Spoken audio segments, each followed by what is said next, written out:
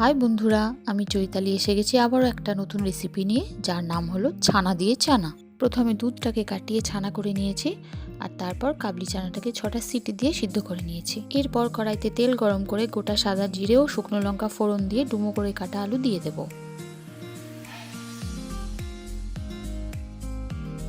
এখন দিয়ে দেবো গ্রেট করা আদা, নুন, লঙ্কার গুঁড়ো, হলুদ গুঁড়ো এবং জিরে গুঁড়ো দিয়ে দেবো টমেটো কুচি।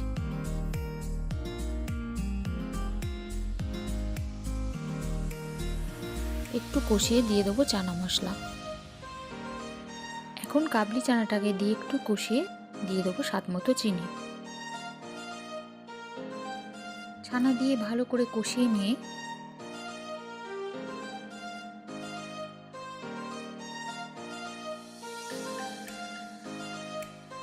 দিয়ে দেবো পরিমাণ মতো জল।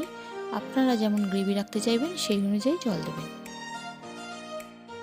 ভালো করে ফুটে ঘন হয়ে আসলে দিয়ে দেবো কাসুরি মেথি, গোলাপ জল, কেওড়া জল, গরম মশলা গুঁড়ো আর ঘি দিলেই তৈরি হয়ে যাবে ছানা দিয়ে চানা।